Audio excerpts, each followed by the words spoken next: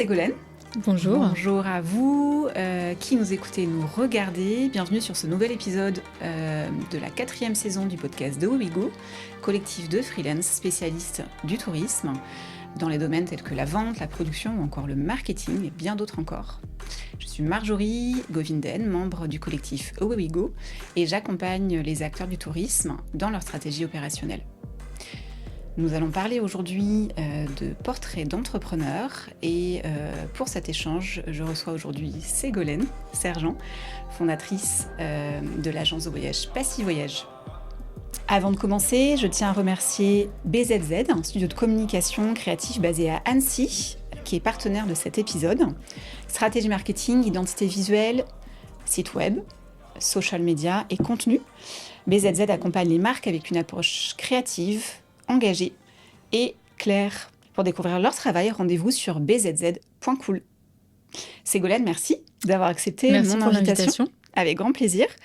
Pour commencer, est-ce que tu peux nous dire un petit peu qui tu es pour ceux qui ne te connaissent pas encore ? Alors, je suis Ségolène Sergent. J'ai fondé mon agence de voyage, donc Passy Voyage, il y a bientôt 6 ans. J'ai un parcours un peu atypique. Je viens pas du tout du tourisme. J'étais avant dans un tout autre domaine, la finance. Et j'ai décidé de changer de vie un 1er avril, il y a 6 ans, pour créer mon agence de voyage. Très bien. Et oui, j'allais te dire qu'on s'était rencontrés la première fois dans ton agence de voyage à Passy. Superbe agence, magnifique, digne d'un magazine de déco. De mémoire, tu avais aussi un diplôme d'ingénieur en agroalimentaire, si je ne me trompe pas. Ouais. J'imagine que donc, le tourisme et le milieu de l'agence de voyage, ce n'était pas forcément un domaine dans lequel tu te prédestinais à la base. Pas du tout. Pourquoi ce grand gap et qu'est-ce qui a été le déclic en fait, pour arriver jusque-là ? Le déclic, je dirais, c'est la naissance de ma fille en 2018. Voilà, donc elle est arrivée et j'étais dans un domaine, la finance, qui me passionnait. Enfin, j'adore ça, j'adore les chiffres, etc. Mais j'avais déménagé pendant mon congé maternité. J'avais trouvé un nouveau travail qui était pour moi le poste idéal. Et finalement, je me suis rendu compte que je trouvais plus de sens dans ce que je faisais. Enfin, j'allais travailler tous les matins en attendant qu'une chose, c'était 18h le soir pour pouvoir partir et aller chercher ma fille à la crèche. Et je me suis dit non, mais c'est pas ça. Enfin, stop, c'est pas ça la vie. C'est pas compter les heures qui te séparent de la vraie vie, de l'après. Et finalement, je me suis dit qu'est-ce que tu as envie de faire, hein, vraiment. Et j'avais plus envie d'avoir la sensation de travailler. Et finalement, je me suis posée et j'ai réfléchi à ce que j'aimais, ce que j'avais envie de faire. Et ce que j'aime, c'est le voyage. J'avais envie de retrouver le contact client que j'avais plus du tout dans mon ancien travail où je travaillais dans un open space et j'analysais des chiffres. Et voilà, donc je voulais avoir un commerce et travailler dans le monde des voyages et ne plus avoir de contraintes pour me déplacer, voyager, etc. Et l'agence de voyage, ça a été un peu une évidence. Ok, super. Donc tu lances ton agence en 2019. Ouais. Quelle est ta vision à ce moment-là ? Je lance mon agence. Ma vision, c'était, je voulais vraiment déjà créer un commerce de proximité. Donc moi, j'étais dans le 16e, je vivais dans le 16e, donc c'était vraiment important pour moi de créer un commerce et d'avoir une relation de proximité avec les gens. Donc c'est pour ça qu'on a essayé de créer un lieu de vie dans lequel les gens se sentent bien, les gens aient envie de rentrer. Donc c'était aussi important d'avoir une décoration chaleureuse. Belle réussite. On l'aime beaucoup et voilà, donc c'était vraiment une relation de proximité et retrouver un lien qu'on perd maintenant avec Internet, etc. Et c'était de revenir à l'essentiel, en fait. D'accord. Et donc ça, c'est ta vision de départ. Ouais. Le commerce de proximité. Ouais. Est-ce qu'elle a évolué, ta vision, par rapport à ce qu'elle est devenue aujourd'hui ? Ouais, vraiment, elle a pas mal évolué. Là où à l'époque, pour moi, c'était, je croyais vraiment au point de vente physique et seulement à ça. Je cherchais pas forcément à me développer sur Internet ou à communiquer à grande échelle. Maintenant, progressivement et depuis un an et demi, ma vision, elle a changé et je crois plus dans le modèle hybride, c'est-à-dire le point de vente physique, ça rassure. Enfin, les clients ont besoin de ça, mais je suis persuadée que le business et la communication, elle se fait sur Internet et par les réseaux. Je pourrais pas faire 100% l'un ou 100% l'autre, mais je trouve que les deux, en tout cas, c'est le modèle qui me plaît et qui me réussit en ce moment. Et qui fonctionne aujourd'hui. Et qui fonctionne aujourd'hui, ouais. Ok. Donc, c'est une aventure aussi entrepreneuriale. Ouais, donc, finalement, c'est à la fois un switch vers le secteur du tourisme, mais aussi vers l'entrepreneuriat. Complètement, ouais. C'est jamais un long fleuve tranquille, l'entrepreneuriat. Clairement. Non. Surtout quand tu démarres une activité quelques mois avant la Covid. Ouais, exactement, ouais. Quels ont été les plus gros défis pour toi à ce moment-là? Pendant le Covid, quand tu démarres, ouais. Quand je démarre, c'est apprendre le métier, parce que moi, alors j'ai les compétences dans la gestion, etc., etc. Enfin, c'est quelque chose qui me fait pas peur, mais c'est vrai que le tourisme en tant que tel, enfin, je débarquais complètement. Enfin, c'était un monde nouveau donc, du coup, j'ai rejoint un réseau à l'époque, un réseau d'agences indépendantes, et c'est aussi ça qui m'a aidée à me lancer. Et je me suis entourée aussi de personnes qui ont pu m'aider. Et puis après, c'est l'expérience. Et on apprend sur le tas. Donc ça a été un vrai défi. Après, il y a eu le Covid, donc ça a été aussi un autre défi. Mais finalement, avec le recul, je vois le Covid vraiment comme un effet d'aubaine. Ça a eu un vrai impact positif, déjà en termes d'image pour les agences de voyage. C'est vrai qu'avant, on se disait « Ah bon, mais ça sert à quoi les agences de voyage ?» Et finalement, le Covid a vraiment mis en lumière les gros avantages et a passé par une agence de voyage. Et ça a vraiment eu un gros impact positif. Et puis nous, on a fait le choix de rester ouvert dès qu'on pouvait, en fait. Il y a eu très peu de chômage partiel. On a vraiment retrouvé le contact tout de suite avec nos clients, là où d'autres agences étaient encore fermées. Et donc finalement, on a capté une clientèle comme ça et qui a été hyper fidélisés par des moments difficiles, en fait. Ils ont toujours vu qu'on était toujours là pour eux, etc. Et donc, ça a vraiment créé une belle relation avec nos clients. Ouais. Ok. Et tu as eu un bon accueil au niveau des professionnels du tourisme? Ouais. Ouais. Ouais, globalement, oui, ça a été... c'est vraiment un milieu hyper chaleureux, où les gens... Il y a quand même un gros... il y a quand même beaucoup d'entraide dans le tourisme et c'est vrai que j'ai quand même eu un accueil assez chaleureux et heureusement, et c'est aussi ça qui m'a porté. Ok, ouais, carrément. Ouais. Ça aide. Aujourd'hui, ton agence, elle marche bien, ouais. tu crois? Ouais. Selon toi, quels sont les facteurs de succès de cette réussite? Je pense le sérieux, déjà. Voilà, je pense qu'on est une agence sérieuse, on fait bien notre travail. Et puis, c'est vraiment... l'ADN de départ, c'est aussi ce qui fait qu'on réussit aujourd'hui, c'est la proximité qu'on arrive à créer avec nos clients. Ils viennent pas pour Passy Voyage, ils viennent pour Ségolène, ils viennent pour Lisa, ils viennent pour une personnalité. Et c'est vrai que ça, je pense que c'est aussi un des facteurs clés de succès aujourd'hui. Ouais. D'accord, ok, super. On idéalise un peu le métier d'agent de voyage parfois en pensant qu'on voyage beaucoup et surtout qu'on fait aussi rêver les gens, les voyageurs, et c'est le cas. En réalité, toi tu es chef d'entreprise. Quelle est la part de ton quotidien qui est vraiment dédiée à la vente de voyage et au contact clientèle? Je dirais la moitié de mon temps. D'accord. Voilà. Ouais, c'est vraiment la moitié de mon temps. L'autre moitié, ça va être de la gestion, ça va être de la stratégie, du développement, etc., de la communication. Et c'est vrai que ça prend de plus en plus de part dans mon quotidien. Et finalement, la part opérationnelle, ça représente, on va dire 50% de mon temps. Ouais. Et ça te va bien? C'est ça me va bien. Un ratio qui te convient, ou est-ce que tu aurais aimé faire plus, ou au contraire te détacher un peu alors c'est assez paradoxal, c'est que d'un côté j'ai parfois envie de me détacher de l'opérationnel pour me concentrer plus vers la stratégie, la communication et le développement de l'agence, mais en même temps quand je le fais, le contact avec les clients me manque, donc finalement c'est un équilibre que j'ai trouvé et qui me va bien, même s'il y a certaines tâches que j'aimerais déléguer et que je cherche à déléguer, mais aujourd'hui oui, ça me convient bien. Ok, super. Donc en 2019, tu lances Passy Voyage. Ouais. Il y a un Covid qui nous tombe tous dessus. Et donc, tu en redemandes en 2023. Tu te dis, tiens, je vais créer une deuxième agence à Grenelle. Grenelle, de mémoire. Rue de Grenelle, ouais. Et tu la fermes quelques mois plus tard. Ouais. Tu veux bien en parler?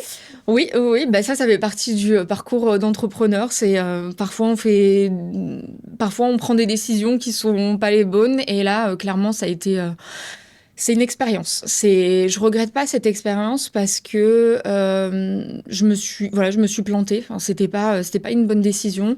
Je pensais naïvement dupliquer le même modèle qu'Apacy, qui fonctionne bien avec un accueil qui a été qui s'est fait très rapidement, et une clientèle qui s'est faite très rapidement. Et dans le 7e, rue de Grenelle, c'était pas le cas. La clientèle était différente.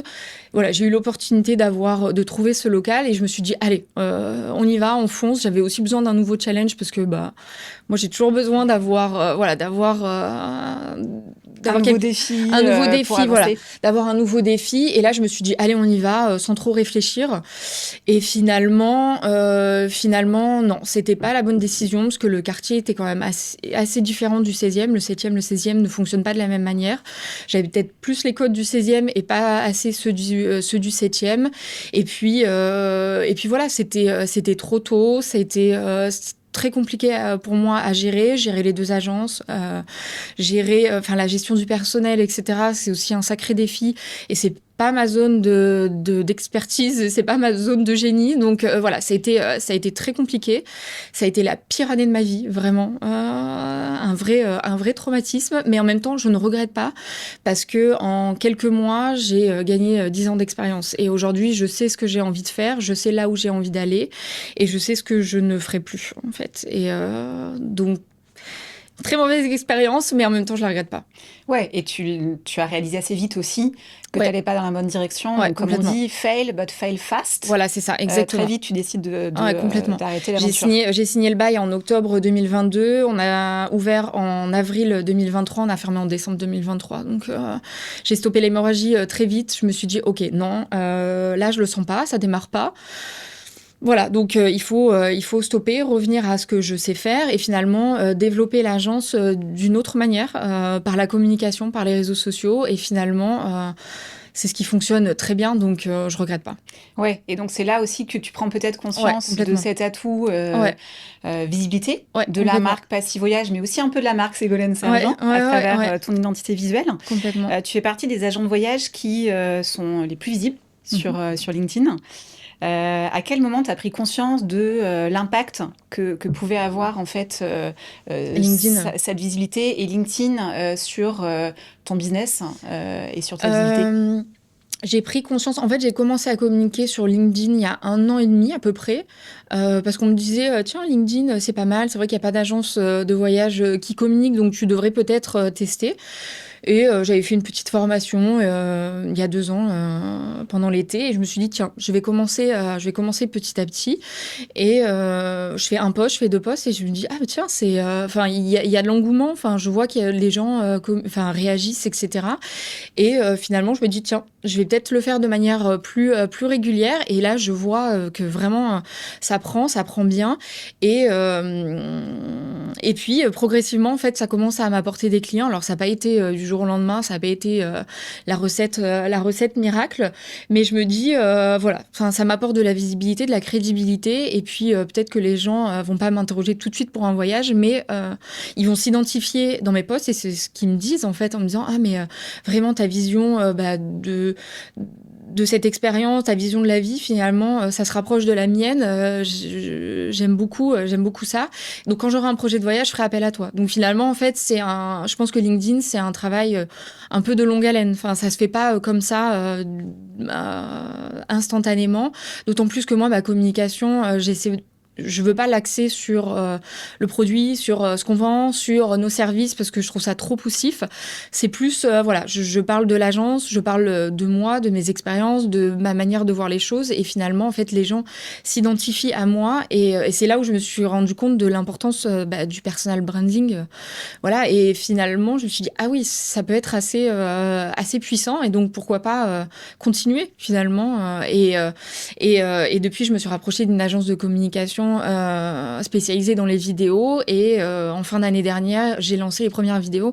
Et depuis, la portée, elle est immense. Ouais, donc, je me suis dit, OK, c'est la bonne direction. Ok, donc plutôt du storytelling et moins du placement produit, comme on en voit aussi pas sur mal. LinkedIn, ouais, c'est ça. Sur LinkedIn, mais aussi sur d'autres réseaux sociaux. Ouais, c'est ça, exactement. Je suis pas là pour placer à tout prix mes services parce que je pense que ça fonctionne pas. Les gens sont pas dupes. Et finalement, de parler de toi de manière générale, c'est ce qui fonctionne, ouais. Complètement. Donc, tu as des posts rituels. Ouais. Mercredi, c'est Desti. Ouais. Voilà, on les connaît tous. On part où en février, mars, avril, effectivement, en fonction des saisons. C'est vraiment des rendez-vous. Quelle est ta stratégie derrière ces contenus? Est-ce que tu as une stratégie ou est-ce que c'est extrêmement spontané et ça te fait plaisir, je l'imagine, et ça se voit. Et quelle est ta stratégie? Est-ce que tu as une stratégie? À la base, j'ai pas de stratégie du tout avec ces posts. Le mercredi, c'est Desti, c'est vraiment parce qu'en fait, sur LinkedIn, on voit surtout des posts business, etc. Et puis là, de mettre à l'honneur une destination, un hôtel, finalement, c'est sympa de voir ça dans son feed, ça nous fait un peu voyager. Donc, il n'y avait pas de stratégie particulière derrière ces posts. Après, j'ai voulu avoir un calendrier éditorial peut-être un petit peu plus marqué. Donc, j'ai gardé mon post mercredi, c'est Desti. Et puis tous les mois, en fait, mon post, on part où en janvier, en février, en mars. Ils mettent parce que c'est un post que je reprends dans ma newsletter qui est publié le premier mardi du mois. Donc voilà, c'est de la communication, mais j'ai pas de réelle stratégie derrière. D'accord, ok. Donc à la fois ces petits posts rituels, effectivement, tu commences aussi depuis quelques mois à poster des shorts en format vidéo, où tu t'adresses aux voyageurs, où tu t'adresses à la communauté aussi. Est-ce que tu as constaté un vrai retour en termes de clients? Parce que c'est la question qu'on peut se poser aussi, même si tu n'as pas une stratégie qui est très forte. Est-ce que finalement, tout ce travail que tu fais, parce que c'est du boulot quand même, c'est du temps et de l'énergie, et c'est bien fait, est-ce que ça a une portée vraiment sur le volume de ta clientèle? Oui, complètement. Alors, c'est surtout depuis que je publie les vidéos, donc principalement sur Instagram et sur TikTok. À la base, ces vidéos, je les publiais, je les faisais parce que j'avais envie de les publier sur LinkedIn. Et finalement, mon agence de com, elle me dit non, il faut absolument que tu les publies sur Instagram et TikTok, alors que je n'avais absolument pas de compte TikTok. Et donc, c'est eux qui publient spontanément les vidéos pour moi. Et sur LinkedIn, je leur avais dit non, le faites pas pour moi, je le ferai moi plus tard spontanément. Et en fait, aujourd'hui, j'ai toujours pas publié de vidéos sur LinkedIn parce que ça marche tellement bien sur Instagram et sur TikTok que j'ai pas encore eu le temps de me remettre sur LinkedIn. Mais oui, la portée, elle est incroyable en termes de retour client. Enfin, l'investissement de ces vidéos est largement rentabilisé par le retour que ça m'a apporté et le business que ça m'a apporté. Aujourd'hui, on fait à peu près 35% de notre chiffre d'affaires sur les réseaux sociaux. Ok, donc tu arrives à le mesurer parce que tu as plus de clients qui viennent taper à la porte et qui te disent on vous a vu, on vous connaissait pas. Et tu as aussi des projets de voyage qui sont formulés via les réseaux directement. Oui, alors on envoie, on les renvoie vers notre site internet où il y a un formulaire et là on arrive facilement à tracer d'où ils viennent. Donc j'arrive facilement à identifier les clients qui sont des clients de quartier, des clients récurrents, du bouche à oreille, des clients qui viennent d'Internet. Et il y a même des clients du quartier qui viennent parce qu'ils ont vu mes vidéos sur Internet. Donc c'est ça qui est assez drôle. C'est assez incroyable. Donc, tu arrives à le mesurer aujourd'hui. Et 30% de ton business, c'est beaucoup. C'est énorme, c'est énorme. Mais en fait, ça m'a apporté du chiffre en plus, en fait. C'est colossal, vraiment. Et ça t'apporte une belle clientèle? Est-ce que quelque part, le message que tu véhicules permet aussi de faire venir une clientèle qui est proche de ton ADN, proche de ce que tu veux proposer? Oui, complètement. On arrive à bien filtrer les demandes et généralement, on a des très, très belles demandes. Enfin, on a des très, très, très beaux dossiers, Ok, super. À travers tes différents postes, tu as aussi un avis assez engagé sur certains aspects du marché, du travel, à la fois pour mettre en avant parfois des pratiques un peu compliquées que tu peux rencontrer sur des situations avec des clients.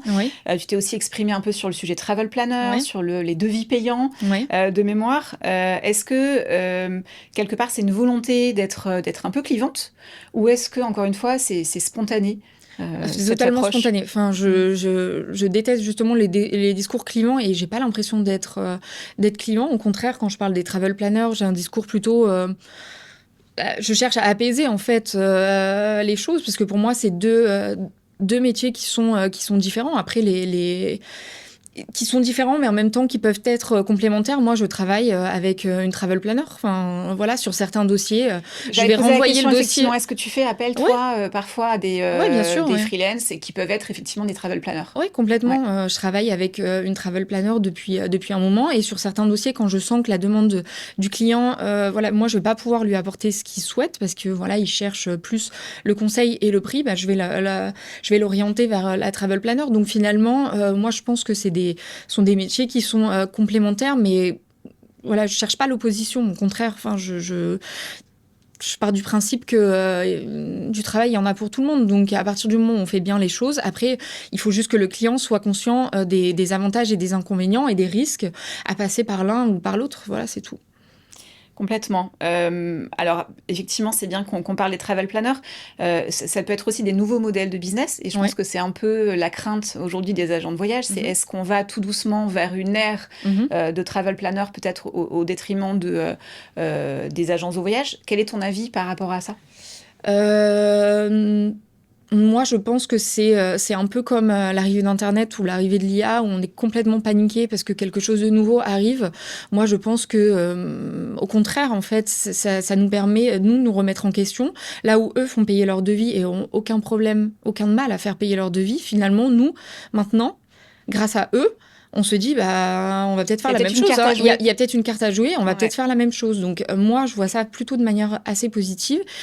D'autant plus que je sais pertinemment que mes clients ne feront jamais appel à un travel planner parce qu'en fait, ils cherchent le service, ils cherchent la prise en main totale. Donc finalement, ils s'adressent à une clientèle qui n'est pas la nôtre en fait. Et les clients qui font appel à des travel planners, c'est des clients qui dans tous les cas ne feraient pas appel à des agences de voyage parce qu'ils se fichent, enfin ils se moquent du service en fait. Pour eux, c'est le conseil, le prix et ils veulent garder la main sur leur réservation, ils veulent être autonomes et donc très bien. Donc aller vers un travel planner. Moi, je sais, je suis assez sereine par rapport à ça. Je sais que mes clients, même si ils vont avoir un service peut-être un peu moins cher auprès d'un travel planner, ils iront jamais parce que eux veulent pas faire leur réservation. Ils veulent avoir le service quand il y a un problème, quand il y a un vol annulé, quand il y a un souci à destination. Ils veulent pas en entendre parler. Ils veulent se reposer sur nous. Donc, je pense que moi en tout cas, ça me fait pas peur et je pense que c'est deux modèles qui peuvent évoluer ensemble et sans problème. Ok. Et est-ce que tu es passé au devis payant? Alors, justement. Oui, alors pas tout le temps. Alors déjà, pour nos clients récurrents, la question ne se pose même pas. Non, on ne fait pas payer nos... Il y a une fidélité qui fait que, a priori, ils ne te font pas travailler pour nous. C'est ça. Ouais, voilà, exactement. Ensuite, justement sur les demandes Internet, quand on sent que la demande est un peu hésitante ou qu'il y a des devis qui font des devis auprès de plusieurs agences de voyage, là, on leur dit, par contre, nos devis sont payants parce que derrière, sur des itinéraires complexes, ça peut nous prendre 1 jour, 2 jours de travail. Donc, certains le comprennent et payent. On commence à faire payer nos devis et d'autres, non, mais en même temps, voilà, c'est des clients qui potentiellement, c'est des prospects qui potentiellement n'auraient pas confirmé derrière ou auraient fait un devis pour se donner une idée, voilà. Donc finalement, c'est du temps qu'on gagne et c'est gagnant-gagnant. Ça permet de faire une sélection naturelle. Ouais. Tout à fait, ouais. Ok. Est-ce que tu as une anecdote à partager sur le sujet de quelqu'un à qui tu as annoncé un devis payant et d'une réaction un peu... Non, ça se passe plutôt bien. Non, pas d'anecdote particulière. C'est soit, je vous rappelle et personne ne rappelle, soit c'est ok, pas de souci. Il y a même certains qui sont assez proactifs en me disant mais comment ça se passe? Donc du coup, votre devis il est payant? Oui, donc voilà. Donc il n'y a pas de... plutôt un bon accueil. Ouais, complètement. Okay. Très bien. Je voulais revenir sur la dimension entrepreneur, Ségolène. Oui. Beaucoup d'entrepreneurs ont du mal à lâcher prise. C'est un peu un pattern chez les entrepreneurs et à faire confiance à leur équipe. Toi, tu as une petite équipe de mémoire à l'agence. Comment tu t'as abordé, toi, cette question de la délégation? Bah, je délègue pas. Non, ouais, alors là, honnêtement, je suis La pas du tout réponse un est exemple. claire. Ouais, je suis pas du tout un exemple. J'ai beaucoup de mal à déléguer. Alors, je fais confiance. Bah, mon équipe a ses dossiers à gérer. Je suis pas derrière à vérifier tout ce qu'elles font, etc. Au contraire, je fonctionne à la confiance. Mais par contre, voilà, sur mes dossiers, sur ma Tu les lâches partie, pas, non, je lâche tu pas. les gardes. Ouais, ça, je garde. La partie gestion, il y a des choses que je pourrais déléguer, mais voilà, je le fais pas parce que j'aime ça aussi. Et puis, j'ai beaucoup de mal à déléguer, ouais. J'ai un peu. Et c'est aussi peut-être ce qui me freine dans le développement, etc. C'est que je sais que voilà, cette partie, même si on voit de plus en plus d'assistantes virtuelles ou de services externalisés de CEO, etc. J'ai beaucoup de mal. Enfin, je suis pas encore prête à sauter le pas parce que voilà, c'est mon bébé et j'ai envie de garder un peu la main sur tout et je suis pas un exemple. Et donc c'est vrai pour tes collaborateurs, donc Oui, les personnes qui travaillent dans ton équipe, mais c'est aussi vrai pour faire appel à des ressources extérieures. Alors ouais, tu as parlé de Travel Planner tout à l'heure, donc ouais, c'est aussi une façon peut-être de commencer à t'ouvrir un peu ouais, sur ce sujet, mais peut-être pour des clients qui ne sont pas oui, forcément des clients oui. proches de ta clientèle habituelle ou qui Voilà, c'est cherchent ça, tout autre à fait. chose. Est-ce que tu as spontanément fait appel à d'autres freelances, par exemple, Non, pour répondre à des besoins qui non. peuvent être du SEO, qui peuvent être du SIA sur des sujets propres à Non, ton site web? non, c'est vrai que ça, non. À part l'agence de communication qui fait mes vidéos, là, dans les projets, oui, je pense que je vais plus déléguer la communication sur Instagram, sur LinkedIn. Je pense que je vais devoir lâcher un peu du lest pour pouvoir me consacrer à d'autres choses et dans le développement de l'agence, de l'équipe, etc. Mais là, ouais, c'est pas encore, C'est mais encore c'est dans les projets, ouais. encore un exercice Ouais, compliqué. tout à fait. Et tu es souvent en voyage aussi, pro ou perso. Ouais. Tu communiques aussi pas mal sur tes Mhm. voyages. Comment tu trouves l'équilibre entre ces différents voyages, la gestion de l'agence et ta vie perso, Ouais. notamment en tant que maman? Ouais, en fait, je voyageais beaucoup l'année dernière. Là, cette année, j'ai pas encore, enfin, j'ai pas fait grand-chose et je prévois pas de faire grand-chose parce que le rythme est quand même assez intense. Sinon, mais pour moi, c'est un besoin. J'ai fait ce métier, c'est aussi pour voyager, pour avoir plus de liberté. Donc là, j'ai l'impression de l'avoir un petit peu perdu là ces derniers mois, mais il va falloir que je trouve une nouvelle organisation parce que pour moi, c'est vital. C'est un métier qu'on peut faire n'importe où en fait. C'est aussi pour ça que je l'ai choisi. À partir du moment où il y a quelqu'un à l'agence qui tient le point de vente, moi, je travaille de n'importe où en fait. C'est quand je suis en vacances, même l'été, même dans les aéroports, j'ai mon ordinateur, Tu es je travaille toujours tout le temps. connectée. Je suis toujours connectée, je suis toujours joignable. Enfin, mon portable est l'extension de mon bras, donc voilà, il y a pas de, je suis joignable n'importe quand et c'est un peu la difficulté, ouais.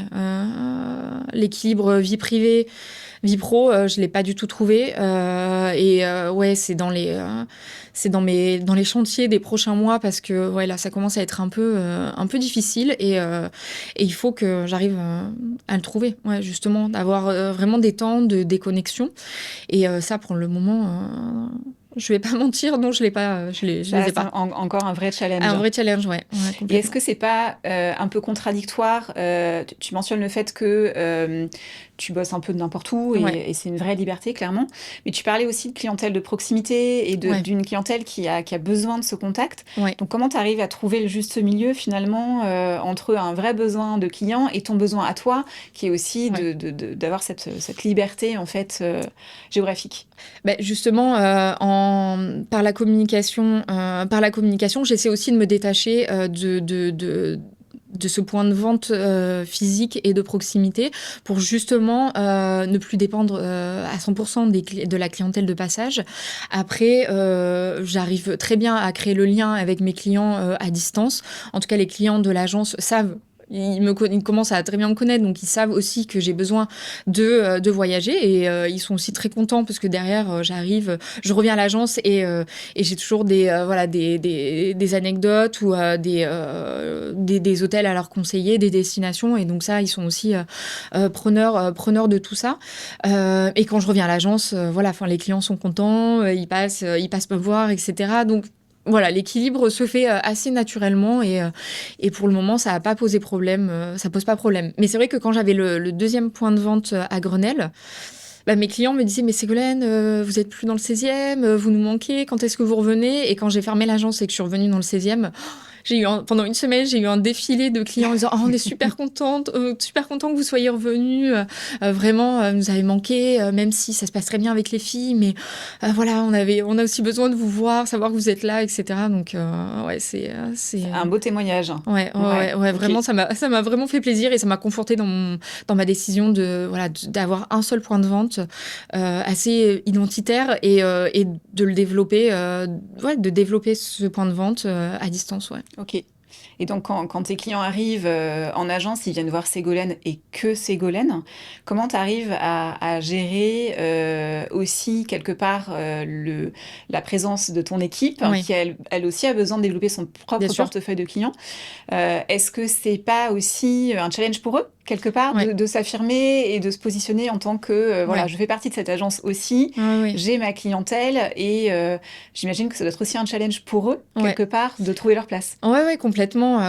Après, oui, c'est vrai qu'il y a des clients, voilà, quand ils me voient sur les réseaux sociaux, etc., donc ils veulent être accueillis par Ségolène, mais honnêtement, on n'a pas de mal. J'ai pas de mal à confier des dossiers à Lisa et ça se passe très bien parce que j'ai une confiance absolue en Lisa. Donc, dès les premiers échanges, ils comprennent qu'on est sur la même longueur d'onde et qu'on a la même vision des choses, etc. Donc, honnêtement, ça se fait assez naturellement. Mais c'est aussi le challenge de recruter une équipe à son image parce que les gens cherchent Ségolène ou quelqu'un qui travaille comme Ségolène ou qui a la même vision que Ségolène. Et c'est vrai que là, en ce moment, je suis en train d'essayer de recruter. Et c'est vrai que ça, c'est le vrai challenge. Au-delà des compétences techniques, c'est la personnalité, en fait. C'est surtout ça qui est hyper important et c'est ce que les clients cherchent. Ouais, complètement. Et d'ailleurs, tu communiques aussi à travers tes posts, en fait, sur tes besoins en termes de recrutement, avec une volonté vraiment affirmée d'avoir quelqu'un d'hyper sérieux, comme tout le monde, j'ai envie de dire, mais presque avec un message, dire non sérieux, abstinez-vous. Ouais. Est-ce que ça fonctionne? Est-ce que ça a fonctionné? Est-ce que ça t'a permis de recruter les bonnes personnes? Ben là, je suis dans le process de recrutement, donc j'ai reçu pas mal de CV. Après, voilà, j'ai des entretiens à faire passer, donc. Mais oui, je sais que ça va être compliqué. Et puis là, on a un équilibre à l'agence et c'est aussi difficile de faire entrer une autre personne. Enfin, c'est au-delà, voilà, on a chacune nos personnalités. Il faut aussi que toutes les personnalités s'accordent et qu'il n'y ait pas de déséquilibre qui s'installe, parce que pour moi c'est hyper important qu'on soit toutes contentes de se lever le matin et d'aller à l'agence et d'accueillir nos clients, parce que ils le ressentent aussi, donc c'est vraiment hyper important. Et voilà, pour l'instant j'ai pas trouvé, mais j'espère trouver prochainement pour justement me libérer du temps et retrouver un équilibre vie privée, pro-perso. Ouais, oui, donc on parlait du gros challenge de déconnecter. Ouais. C'est souvent le cas pour beaucoup d'entrepreneurs. C'est leur bébé, ils ne le lâchent pas. Comment tu arrives, toi, à déconnecter? Alors, je comprends que ce soit un challenge, on en parlait, mais est-ce que tu as développé des petites astuces, ou est-ce que tu as on va dire une règle de conduite qui a été mise en place pour déconnecter un peu plus? J'ai essayé l'été dernier de mettre un message d'absence sur ma boîte mail. Ça commence par ça. Ça commence par ça. Donc j'étais hyper fière. J'ai tenu 2 jours. Ouais, j'essaie d'avoir des moments, mais ça va jamais être des longs moments. Donc ça va être ok, je vais me consacrer 1 heure à faire ça, 1 heure, 2 heures avec ma fille, vraiment à profiter. Mais en fait, le seul moyen que j'ai de déconnecter, c'est quand j'ai pas de wifi. Donc quand je suis à l'étranger, j'essaie. Alors quand c'est des voyages pro. je prends une carte SIM, une eSIM pour pouvoir être joignable tout le temps. Quand c'est des voyages perso, voilà, j'essaie d'avoir du Wi-Fi seulement à l'hôtel et de déconnecter quand je sors de l'hôtel, quand je fais des excursions, quand je visite des endroits, etc. pour avoir ces moments, vrais moments de déconnexion. Mais c'est le seul moyen que j'ai trouvé, c'est ne pas avoir de Wi-Fi. C'est la clé pour déconnecter. Ok, très bien. Juste pour rester sur tes challenges, donc on a parlé du challenge de la fameuse déconnexion de l'entrepreneur, de l'équilibre pro-perso, un challenge de recrutement. Est-ce que tu as d'autres challenges aujourd'hui dans ta vie d'entrepreneur, dans la gestion de l'agence ? Dans la gestion de l'agence, non, les challenges, ça va être le recrutement, le développement.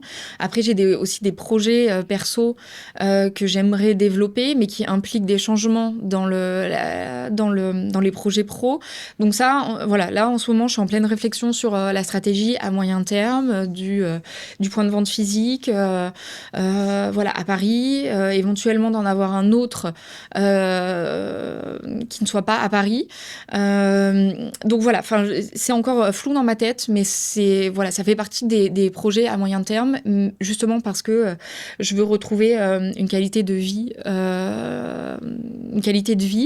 et voilà, je projette de quitter Paris, voilà, à moyen terme. Donc il faut que je mette en place des choses qui me permettent de soit déplacer l'agence en dehors de Paris, soit créer un nouveau point de vente là où je souhaite habiter. Donc c'est un vrai challenge. Donc c'est aussi pour ça que j'ai commencé à communiquer, c'est pour de moins dépendre du point de vente physique et pouvoir progressivement déplacer ma clientèle ailleurs. Donc c'est une stratégie à long terme donc, que j'ai commencé à mettre en place il y a 1 an.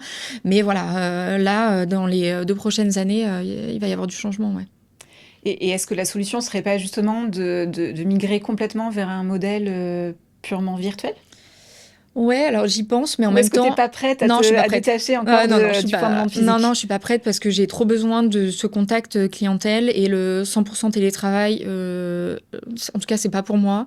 C'est un modèle dans lequel je crois pas forcément parce que alors déjà moi dans ma personnalité j'ai besoin de me lever tous les matins d'aller travailler dans un endroit qui soit vraiment dédié au travail, dans un endroit où je peux accueillir du public, je peux accueillir mes clients et puis moi je suis pas une solitaire au travail, donc j'ai besoin de travailler avec des gens, j'ai besoin qu'il y ait du passage, de voir des nouveaux clients, etc. Donc non, ça c'est sûr que non, ça sera pas le modèle. Mais voilà, le modèle mixte où j'ai pas, voilà, où parfois je peux rester chez moi pour travailler, où je peux travailler chez moi, je peux travailler de l'étranger. Ça c'est un modèle qui me convient. Mais il faut que j'ai mon point de vente physique. Ça j'y dérogerai pas. D'accord, ok. Et il y a déjà une région qui t'attire, que tu as en tête. Tu veux bien la partager ? Ouais, dans le sud, parce que mes parents sont dans le sud, à côté de Marseille. Donc voilà, j'ai envie de me rapprocher de mes parents, d'avoir aussi une qualité de vie qui soit différente. Moi, je suis une fille qui a besoin de chaleur. C'est vrai qu'à Paris, ça fait bientôt 10 ans que j'y suis. Voilà, je pense que j'ai fait ce que j'avais à faire à Paris. Je regrette pas. Paris, c'est une ville incroyable. Là, je suis en pleine réflexion sur est-ce que 100% dans le sud, est-ce que je garde Paris ? C'est compliqué parce que j'adore le sud, mais en même temps, j'ai tellement besoin de l'énergie de Paris parce que je suis une hyperactive, etc. Est-ce que finalement, dans le sud, je vais pas m'ennuyer très vite ? Donc, voilà, il y a en pleine réflexion. En pleine réflexion, voilà. En pleine réflexion. Ok, et donc justement, ce qui est intéressant aussi sur ce format de parcours d'entrepreneur, c'est peut-être de donner quelques conseils aux personnes qui nous regardent et qui nous voient, qui nous regardent et qui nous écoutent. Quels conseils tu donnerais à ces personnes qui nous écoutent et qui nous voient et qui envisageraient de lancer une agence de voyage aujourd'hui, dans le contexte actuel ? Je leur dirais, allez-y, foncez. Il n'y a pas de secret, en fait, il faut travailler. Il faut vraiment beaucoup travailler. Il faut quand même s'entourer des bonnes personnes, ça, c'est quelque chose dans lequel je suis persuadée, dans lequel je crois, c'est qu'il faut vraiment, il faut savoir où on veut aller, et il faut savoir s'entourer, il faut avoir un business plan quand même assez précis, mais derrière, c'est du travail, c'est beaucoup de travail, et il faut y aller, il faut croire en ses rêves, et moi, quand j'ai lancé l'agence, plein de gens qui m'ont dit mais tu vas te planter, tu viens pas du milieu du voyage, c'est n'importe quoi. Des professionnels du tourisme qui m'ont dit ça, et au final, 6 ans après, je suis là, et je regrette absolument pas de m'être lancée sans aucune expérience. Mais c'est une super expérience, mais c'est difficile. Moi, les premières années ont été extrêmement difficiles. En plus, il y a eu le Covid, l'après-Covid, la reprise a été lente, et derrière, j'ai fait des erreurs stratégiques qui m'ont fait perdre de l'argent. Donc oui, j'ai eu une période compliquée. Maintenant, elle est derrière moi, mais il faut y croire, il faut s'accrocher. Là où certaines personnes peuvent essayer de vous décourager, non, il faut y aller, il faut avoir une ligne directrice, et s'y tenir, et ne pas lâcher. Ok, super. Merci pour les conseils, Ségolène. Une dernière question. Si tu devais partir là maintenant, sans aucune contrainte, ce serait quoi ton choix de destination en vacances? Là, j'irai en Polynésie. Mais c'est prévu, j'y vais cet été, donc voilà. Et pourquoi la Polynésie ? Parce que ça me fait rêver. Moi, j'ai besoin de chaleur. J'adore les belles plages, les beaux hôtels. Donc finalement, ça coche un peu toutes les cases. Et c'est une destination qu'on vend beaucoup, mais que j'ai pas encore eu l'occasion de découvrir. Donc voilà, c'est allier plaisir et travail. Donc c'est parfait. Donc Polynésie. Ouais. Super. Nous arrivons à la fin de cet épisode. Merci Ségolène, merci à vous de nous avoir écoutés et regardés. J'espère que cet épisode vous a plu. Je remercie également toute l'équipe du podcast, Alexis, Olivier, Marie, Paul et Audrey. Et merci encore au studio de communication BZZ, partenaire sur cet épisode. Retrouvez tout notre réseau de pros du tourisme sur notre site owigo.fr et sur notre page LinkedIn. Abonnez-vous dès maintenant sur votre plateforme d'écoute préférée à notre podcast, et n'hésitez pas à nous mettre un petit 5 étoiles et à partager à vos amis et à vos collègues dans le tourisme. Ça nous aide énormément à faire grandir la communauté et à continuer à vous partager du contenu toujours de qualité. On se retrouve très bientôt pour un nouvel épisode, et d'ici là, restez curieux et curieuses et continuez à imaginer les voyages de demain. Merci, au revoir.